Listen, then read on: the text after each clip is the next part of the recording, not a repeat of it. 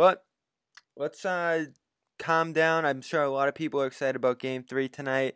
Let's talk about Terry Rozier's interview at practice on Thursday. So here's my thing. We've talked about Weird Celtics Twitter on here before with Max, one of the representatives of it, along with you.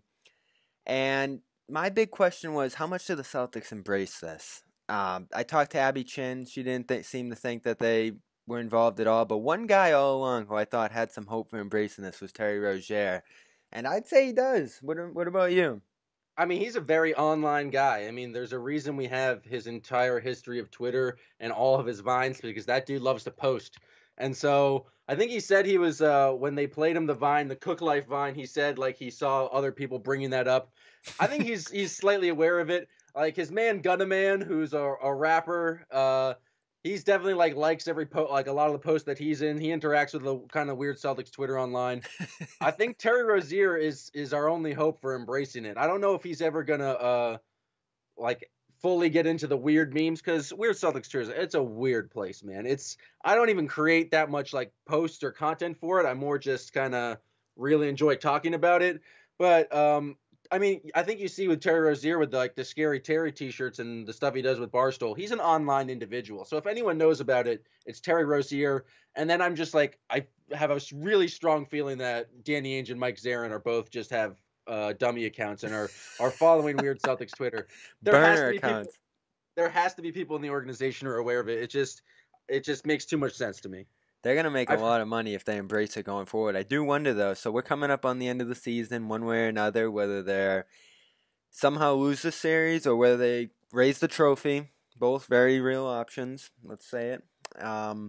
But we're going to look back at this year as the inaugural year of Weird Celtics Twitter, and it all got started back in the preseason. It seemed like from day one it got started with the first take interview before the year, whether it was Tommy Heinsohn who got it going.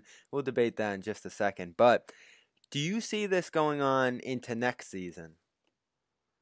I can't see why I wouldn't. I mean, I feel like the real origins of like the weirdness is just people doing Reddit style, just like memes, just like images that make no sense, just putting them together. That started really with like Isaiah. It really grew especially strong this year.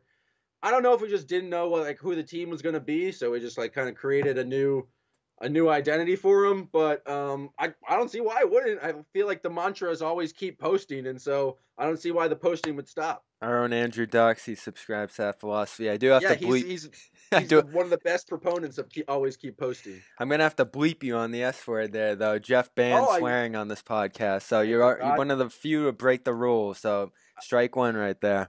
I forgot this was a CelticsBlog endeavor, and no disrespect meant to Jeff. I will refrain from seal those lips. So I'll let you open them right now, because we're about to get into our top 5 list of Weird Celtics Twitter moments this year. We might as well now. I'm sure there'll be many to come throughout the rest of the series, but we got to wrap it up at some point. This is probably the only time I'm going to talk to you before the season ends. So let's do it right now. You're number 5. We'll go back and forth. Number 5. I don't know. This is a hard thing. I've got to be honest. Like my top 5 list is always going down, but I think, dude, this is a difficult task. I was trying to come up with a 5. We did the madness bracket, and I had to stop at 8 because I couldn't choose between them. I think combat muscles is coming in at number 5. When Max Liederman had it on the screen, and he said it's smart leads the league in combat muscles and grit. That's just a great image right there. But I feel bad putting that at 5. There's so many other great things. I hope you get the Ojale factor in there too, because I had to leave that one out. I had to leave combat muscles out.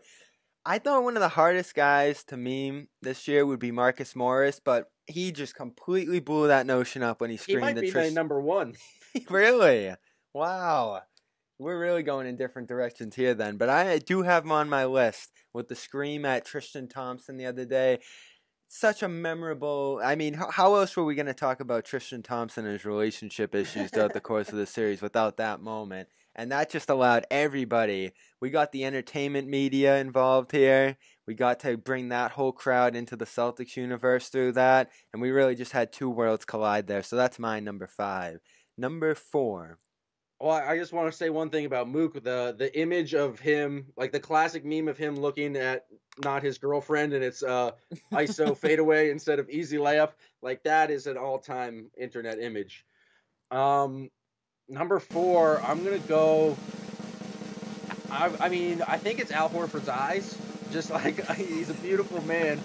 I think in all the wonderfulness surrounding just like his eyelashes and his general Dominican beauty, I think it's gonna have to come in at number 4. I missed him and David Ortiz yucking up at the game the other night. Did you catch that when you were there? Yeah, I saw them courtside. Ortiz in the Horford jersey.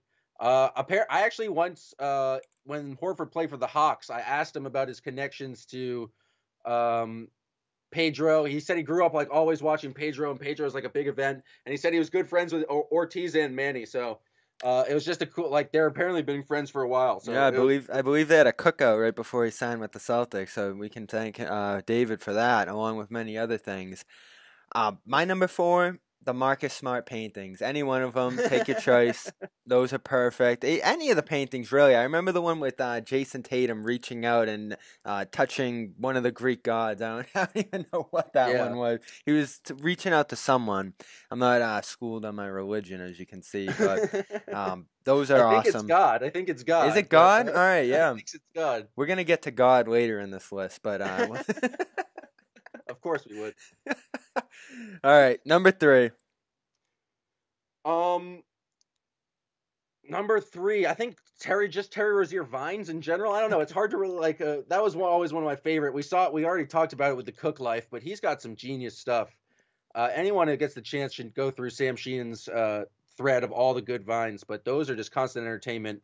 And just vines are hilarious. I kind of miss Vine. Would Terry still be vining if Vine was still alive? I don't know. Like Terry's got a lot of money to protect, and he can't be being as nonsensical.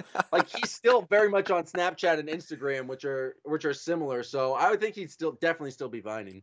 My number 3, the Marcus Smart flip. When he flipped up against the Bulls there on the ground, I mean, like there's the number one thing about Celtics, weird Celtics Twitter is that the players just seem to keep playing into these like online perceptions we have of them. And there was nothing more Marcus Smart than him just like flipping up from his back onto the ground, an emotion that none of us could recreate. And then on God, real quick. I don't know if Nick Gelso made this or who at CLNS made that picture of him like rolling out with the little roller thing there. We've seen that picture, but it's him in space, and it's just the caption: "Is Marcus Smart God?" Like you've never seen that one? I don't know if we can throw Nick Gelso as a key contributor to Weird Celtics Twitter. I'm not sure if I'm. Anyone can contribute, and if that's the image you're contributing, you're fuck. Oh, sorry, didn't mean to swear. Whoa, 2 strikes. Welcome. I'm sorry, you get me going. You get the blood pumping with Weird Celtics Twitter talk. I get excited. I apologize. So a double choice right there for number 3. You're number 2. Number 2, I think, has to be Thick Jack Frame. Oh, yes. Thick Jack Frame is just, it's been so good for so long. And just the very first, I think I actually like the one of Marcus Smart holding the giant TV, and then it has the Draft Express thing on the TV that says Thick Jack Frame. That's just like a great combination. That's a meme inside a meme. And, but Thick Jack Frame, just because Semi is he does have a Thick Jack Frame. Like if you see that dude at all in person up close, he's huge. I saw that. Yeah, I was interviewing him the other day at practice, and my eyes were on the chest for a little bit. Yeah, they linger a little bit. It's like, wow, that's a thick dude. My number 2 got to be Jalen and Kyrie floating in space. Kyrie in the background, Jalen with the glasses, making whatever face he was making. I mean, that has become so many different people's profile pictures on Twitter. It's hard to keep track of who's who. So that one's been so influential, so everlasting that I think it'll fit as my number 2. That's a great one. I mean, like Jalen and Kyrie, they combine for a lot of great images here on Celtics Twitter. They're both so cerebral and kind of weird that like you can just put them in a any world, and it kind of makes sense. And two other people who just keep playing into it. I think someone asked Jalen at practice on Thursday how he stays calm, and he was talking about breathing and meditation or something when the crowd gets going. Right up his alley. I can't wait for this because I don't know if you're going to guess where I'm going for number one, but you're number one. This is a big moment. Probably the first time you're declaring your number one here. Number one. I don't know. The thing that I think I have liked the most this season is Jaylen Brown on stage at Harvard giving a speech, but in the background, it's a previous Photoshop of Jaylen Brown dunking in space with Guy Fieri in the corner. And then there's another screen, and it's Marcus Smart taking a charge from from James Harden in the Rockets comeback. That was just like an all-around great image. And then just the other thing is Ben Simmons. Like the same image of Jalen on Cray, but take a 3U coward made by Jack Michael. That is one of I think that's recency bias, but Ben Simmons as a coward has been one of my longest, my favorite jokes so far, and it's just been a lot of fun. I'll take the Ben Simmons one with the Wilt Chamberlain, both zeros cut out, number one. That was just too easy, but too good at the same time. We just get what we want through Twitter. It's free. It's great. What we need comes to us.